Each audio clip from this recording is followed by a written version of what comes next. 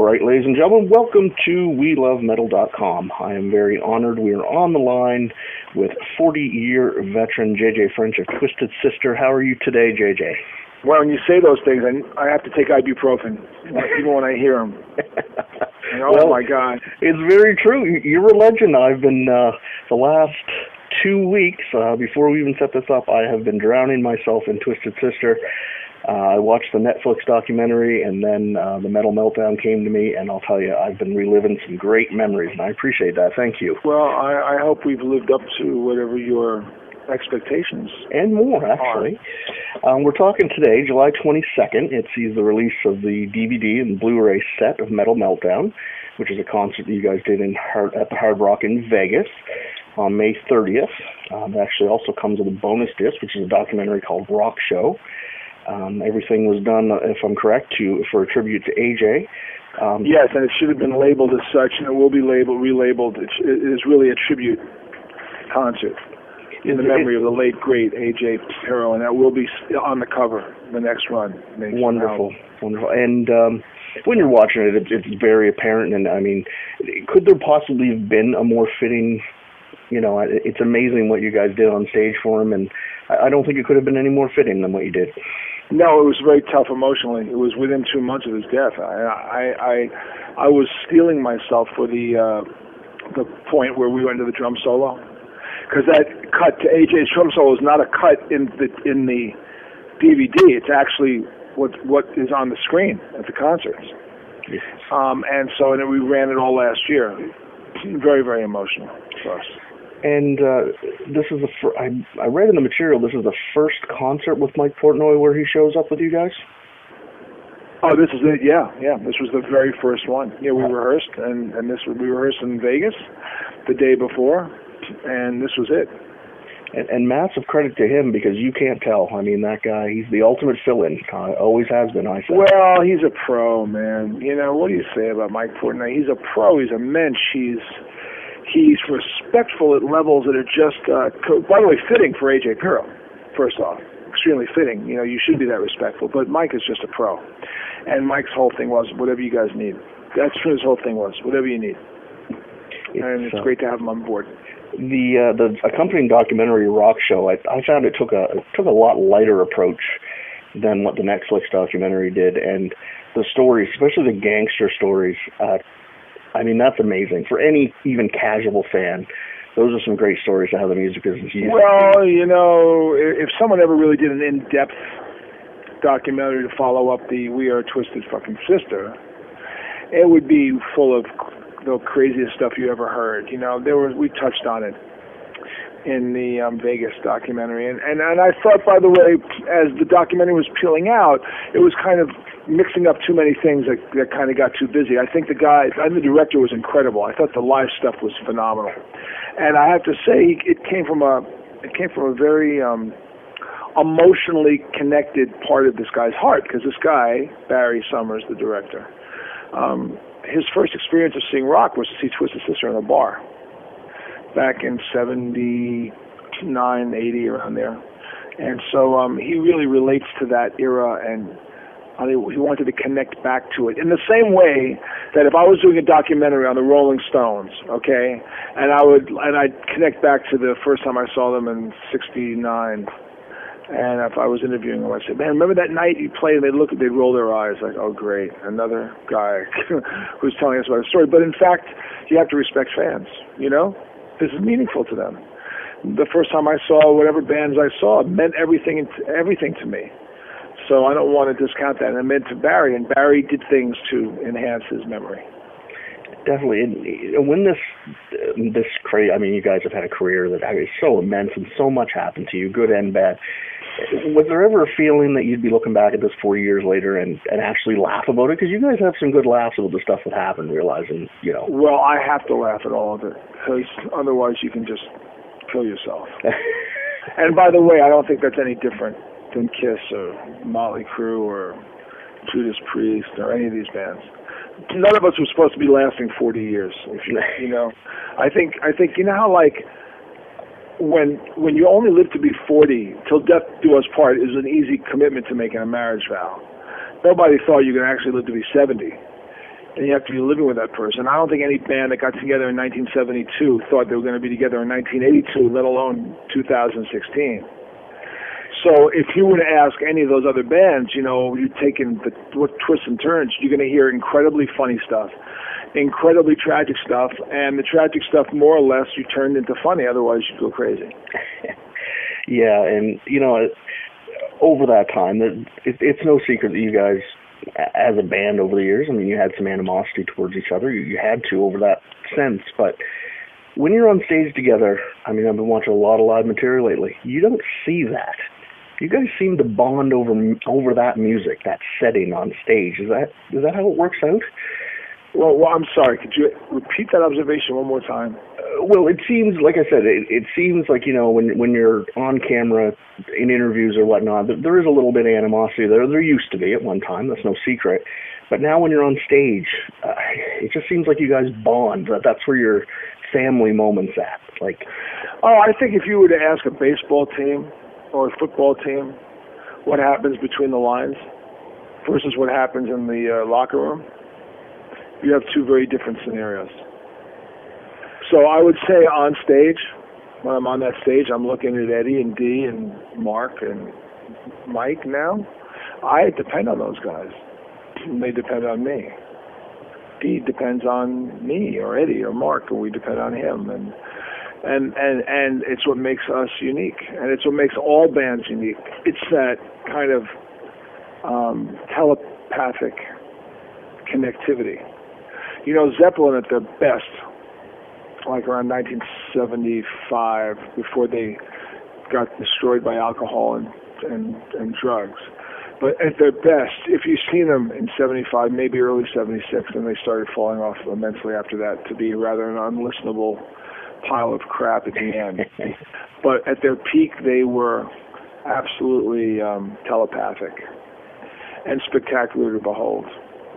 And the Stones were too, back, you know, before, you know, the Stones have deteriorated since 1975. But if you go watch, ladies and gentlemen, the Rolling Stones, 1972, you'll see some of the greatest performances by a band you'll ever see.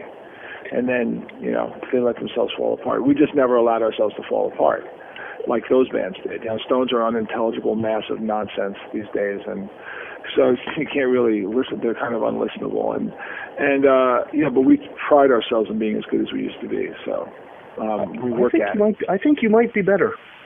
That's, you know, well, at least what I was leading into. You know, we're really good because we care about our fans, and we really care that they get a great show. You know, and so we really, really care.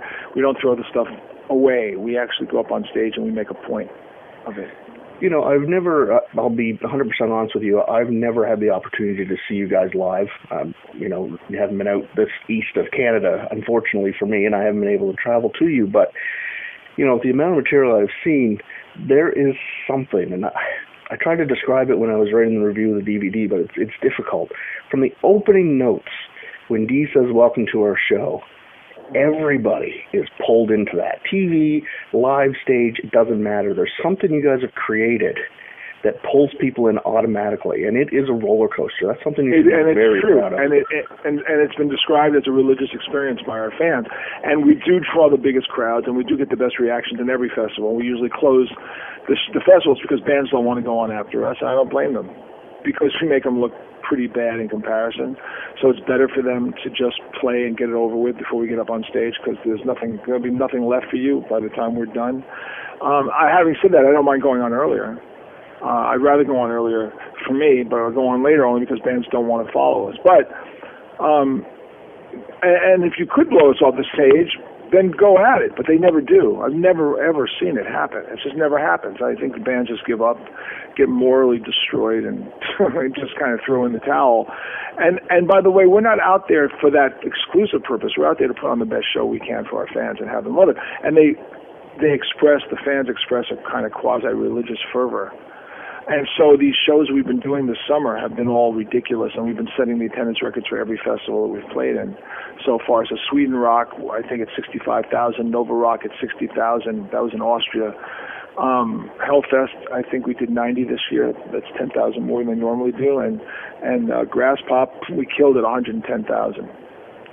And that was the show that we closed over Maiden, because Maiden asked us to close for them because they had a gig the next day and they wanted to leave early. And we've done that before with them. They're good friends. Great band. I mean, we played our first festival with them was 1982, the Reading Festival. So we go back a long, long time. It's, a little off topic, but in the same thing. How do you possibly pick a set list? We're not going to take it. I would say arguably the biggest commercial song you have, but in this DVD it's in the middle of the set, and it's always in the middle. It's always in the middle of the set. Does that how do you possibly go through all your material and say this will work, or because we know how to do it, and we're not going to take it's not a closer. For most bands, it would be. For us, it just gets you prepared for the real work coming. It loosens you up for the real work. The real work comes later. Which, in this case, the price came later, and wow. Yeah, and then I believe, what did we end with? We ended with I Want to Rock, or we ended with, I haven't, it's either I Want to Rock or It's Only Rock and Roll, but I Like It. I don't remember which song. Probably I Want to Rock going into SMF. Yes, going into SMF. Right, okay. So, but that's kind of like, we started changing it around years ago. We found it worked better in the middle of the set. It kind of primed you to get to party out for the rest of the show. And you guys are right now on the 40 and Fuck It tour. Has the final show been decided, JJ? Is there a final? Well, right now on the website it says the final show is October 1st. That very well may be the final show. I am waiting to see if that is. As of now, it is. I mean, as of now, outside of that show, the band is over in 42 days. Wow. Outside of that one show, our last show is August 14th, I think, and that's it. Then August, September, October, we got 6 weeks later we did that one show. So in 42 days, we're done. And, Black Sabbath right now, they're almost done. Motley Crue just ended, and right. And their members talked a lot about how it was very surreal getting that close. It must be odd to know that it's done. Well, okay, here's the difference. Number one, we've done maybe 4 times more shows than Motley Crue. We're at 9,000 performances. Right? And we've done more shows than Kiss and Priest and Maiden and all those bands. So we've done way more. That's number one. By miles. I don't think there's any band close. So that's first off. Secondly, we already did this once before. We stopped, and I had no problem stopping, and I had no intention of putting it back together again either. We stopped in '87, and we didn't play again until 2000. And for 5 of those years, I didn't even pick up my guitar. So when I walked off stage in '87, I was done, and I'm at that point again. And I think the guys are too. I think that our level of performance has never been better, and I think everybody wants to go out on top. Everybody wants to decimate the world and blow every band off stage and then walk away, while we still can. Now, could it change? I'll never say never. Anything can happen in this world. Anything.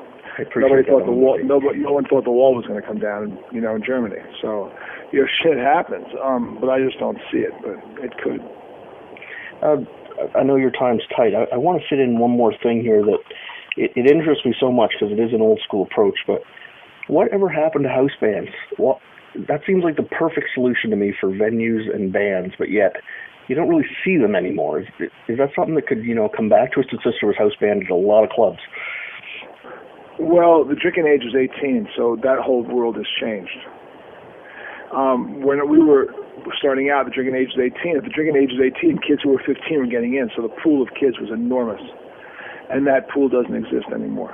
So that's number one. Number two, rock itself is a dead genre for the most part. Among young people, it's hip-hop, rap, country, very little rock. You don't see it on the charts anymore, ever, which is sad. Yeah. We're not replenishing the rock world. So, when you talk to 16, 17, 18-year-old kids, for the most part, it's like EDM and hip-hop and all that stuff. And so, hip-hop's like the new rock and roll. It's angry, or whatever. So I think rock has lost its. It could reinvent itself. Maybe it's certainly not healthy now. Why do you think there's so many bands who are 60 years old successful? We wouldn't be if the 20-year-olds were successful. I guarantee you. But when I was 17 years old, when I was 17, it's very interesting to keep this in mind. When I was 17, Jimi Hendrix, The Doors, the Beatles, the Stones, Who, Zepp, Floyd, all those bands, they were no older than 25. Okay? Mm-hmm. We're talking the creme de la creme. 25 years old, maybe 26, maybe. So you name me 5 25-year-old rock superstars right now. Can you name any? Can you name me one? Definitely not off the top of my head, no. Can you name me one? Well, that's a problem, isn't it? Yeah. So there's 100 bands that are 60 years old that are out there.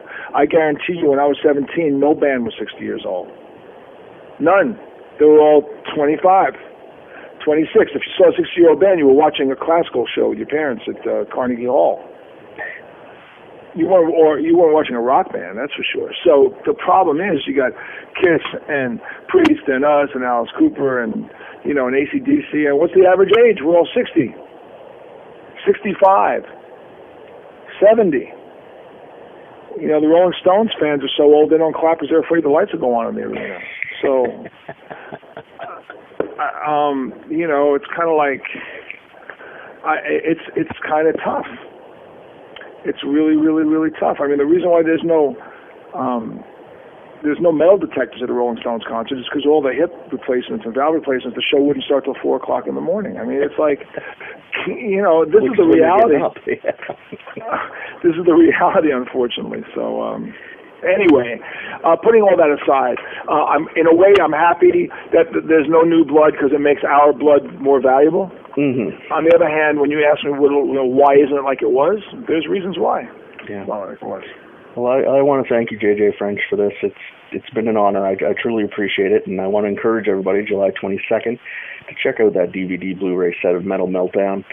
It is Twisted Sister. That's all I can say. That's my whole review boiled down to the fact that it is Twisted Sister. I appreciate it. I would say too that if you watch the documentary on Netflix, We Are Twisted Fucking Sister, and then you watch that one, those are great bookends. You know what I mean? There's a great story there. Yes. And you'll understand the depth of it. For those of you who don't really know the band's history and you think it starts with "We're not going to take it," you don't even know the story. So it's important.